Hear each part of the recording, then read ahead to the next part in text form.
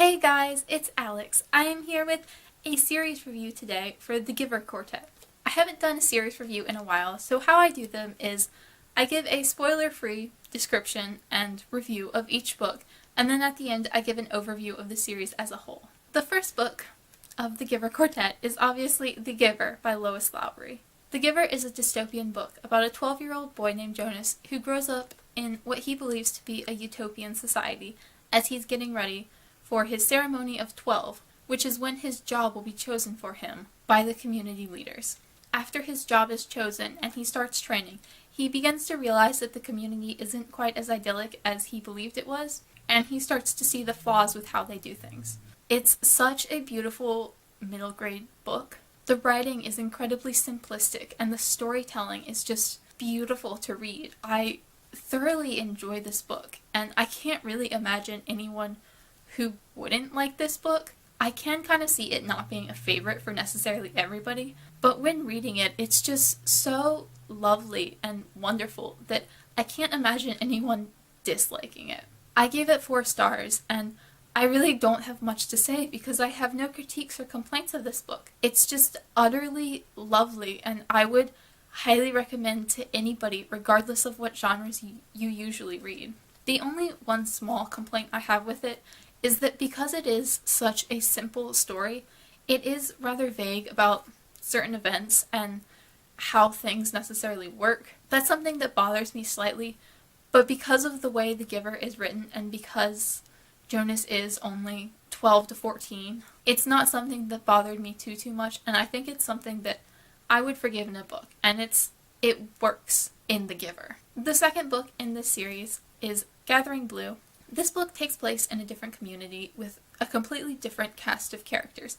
Kira is a teenage girl who has a disability, her leg is twisted, and she can't walk very well. And in this community, people with disabilities are left to die because they can't fend for themselves. After Kira's mother dies, she believes that she's also going to be shut out by the community, until it's discovered that she is a gift for weaving, embroidery. This community is not presented as a utopia. As with Jonas's community in the first book, it is quite clearly a dystopia, but as it goes along, it does get darker as Kira discovers some of the lies that she and the others have been told over the years. I don't think this book is quite as good as The Giver. It is also a middle grade novel, but where I think The Giver works for anyone regardless of their age, this definitely is more geared towards children, and I really think only people who enjoy reading middle grade or very young adult books would enjoy this. I don't think people who read a lot of adult books, and primarily adult books, would find this book as lovely as The Giver.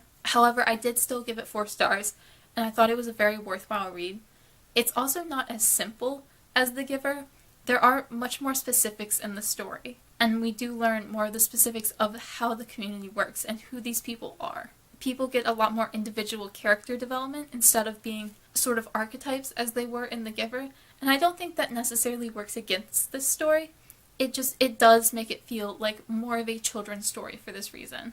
I would recommend this to anyone who read The Giver, enjoyed The Giver, and likes children's stories. I don't think it works quite as well, but I did still give it 4 stars and did thoroughly enjoy it.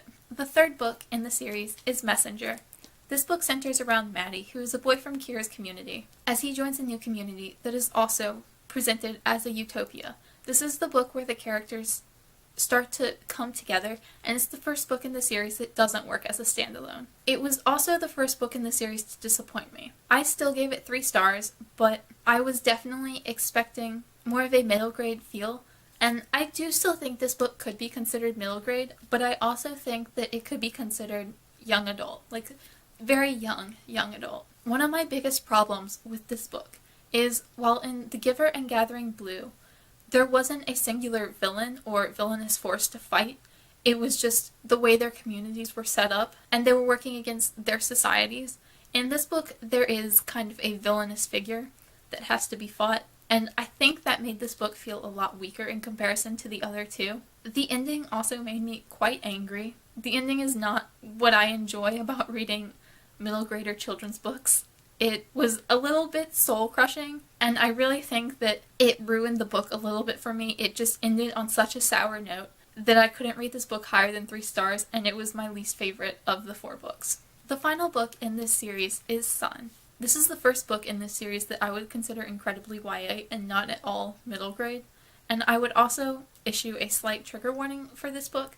The main character is the birth mother from Jonas's original Community, and she's only 14 at the time. It can be quite distressing to read about a 14-year-old who's giving birth and then has her child ripped away from her. I understand that that's a very sensitive topic, and for that reason I wouldn't recommend this book to young children.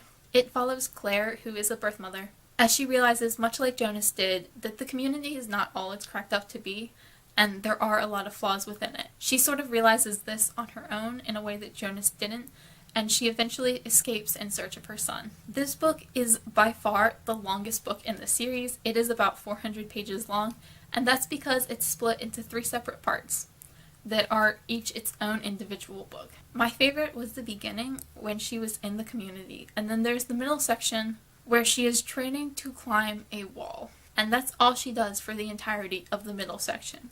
I feel like that could have been removed in its entirety without losing any portion of the story, or even just condensed into a single chapter.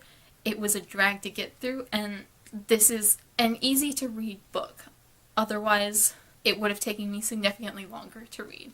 I can't talk about the 3rd section really at all without any spoilers, so I'm just going to say it centers around a different character entirely. There is also a big bad. I gave this book 3 stars as well. I was incredibly disappointed in this, even more so than Messenger. I was expecting this book to sort of wrap up some loose ends and the questions I had from previous books.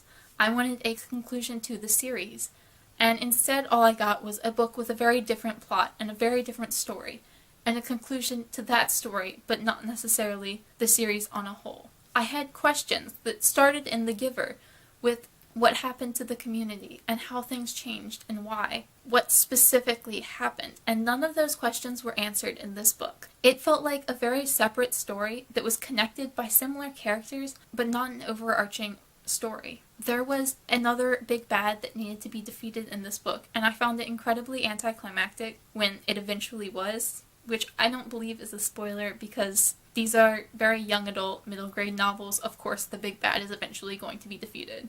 I thought it was a good enough book as a solo book, but as a conclusion to the series I was very disappointed. Overall, I think I would rate this series 2 stars, which sounds strange considering I rated all of the books 3 or 4 stars individually, but as a whole, they just did not make a good series for me. Each book felt like a separate story that was just connected by similar characters that wound up meeting each other.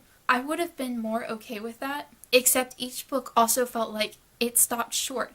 Each book had unanswered questions, and I was always looking for more. I don't feel like it was a cohesive story. I don't feel like it was enough. I wanted to know what happened in the previous communities that had been abandoned, but we never went back. There was never any addressing of that fact. Instead, Lois Lowry would often say things like, and then the community changed, and then the community changed for the better, and then the people were more kind. There was never any explanation of how the change came about. It was just said that they changed, and then never addressed again. And I felt the series on a whole was very weak because of that. I really wouldn't recommend reading the series as a whole. The Giver and Gathering Blue both work as standalones.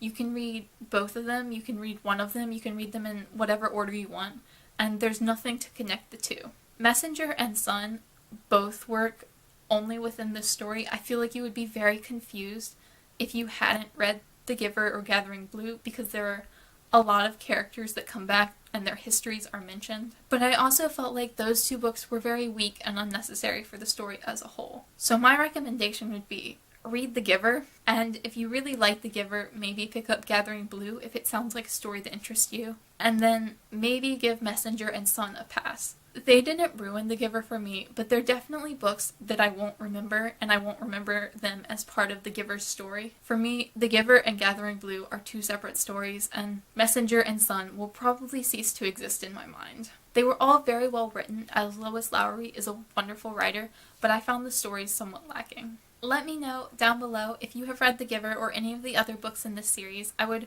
really love to hear your guys' opinions on these books and what you thought of what I had to say about them. I know a lot of people have only read the first or maybe the first 2 books, so please do let me know if you're planning to continue on with the series. As always, thank you for watching and thank you for commenting. I'd love to hear from you guys so much. It really makes my day.